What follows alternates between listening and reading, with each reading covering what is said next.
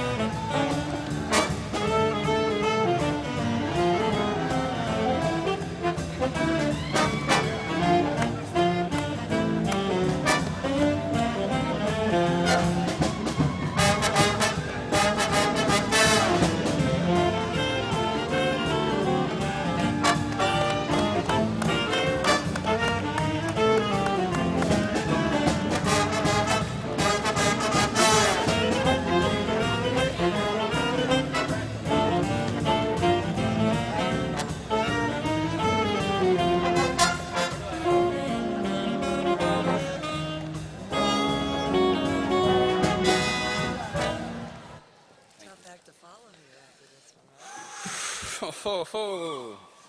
All right, first off, if I pass out, I sit in CO1. I did have to write this down, and I hope I remember how to read. Okay. By the way, thank you, everybody, all the sponsors, Mary Elia.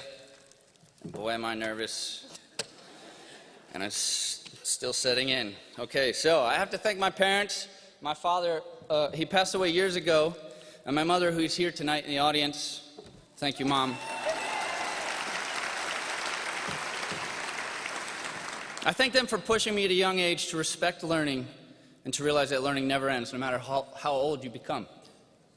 Thanks to those high school teachers at Hudson High School who realized I actually existed. Mr. Exine, Mrs. Watley, and Mrs. David, you believed in me even when I did not. Thank you to my professors in college, like the humorously metaphoric Dr. William Murray and the relentless motivator, Dr. Georg Kleine. Thanks to Carol Menendez for taking a shot in the dark on interviewing a non-education major. And to Dan Bonilla and Rodolin Belizaire for hiring me at my new home, away from home, Jefferson. By the way, I think it's safe to release this information now. I snuck in to interview day.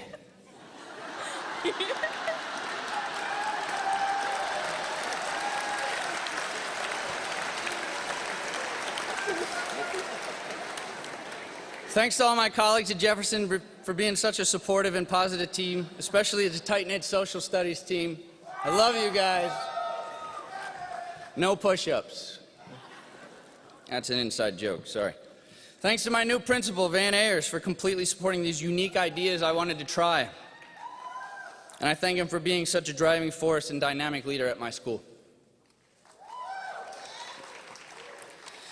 Thanks to the ever-sartorial splendor Dennis Holt for his support and his professional guidance throughout my years in social studies. A very special thanks to my girlfriend, Emily. You've been there through so many good and bad days, and weekends when I'm grading and planning instead of mowing the lawn.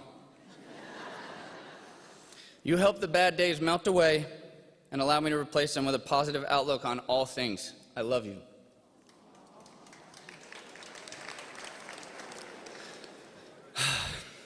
And to the rest of you, educators, administrators, and guests, who all have as much right to stand up here as I do, remember why we do this job. Forget the referrals for a moment. Forget the meetings. Forget all the observations. Forget the pep rallies. Forget all the tests. And just for a moment, forget your PLCs. Forget all the stresses of being a teacher, and remember when you were a child. Remember feeling like you were invisible, Remember the trivial things that ruled your adolescent lives. Who made you feel safe? Our children need that safety just as much as we did, and sometimes you may be their only constant, the only consistency at their lives at that moment. You have so much power as a teacher, so don't shy from it. Treasure it and harness it. You are the world's supermen. You are the world's Wonder Women. And as these superheroes, you are bestowed a responsibility. Do not take it lightly. I want to leave you with a quote. In the words of Betty Reese, if you think you're too small to be effective, then you've never been in bed with a mosquito.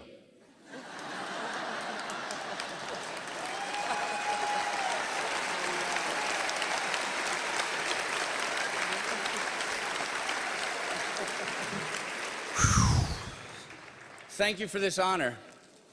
And I must accept it on behalf of all of those great teachers who, like me, are doing something they love and making a difference. Thank you.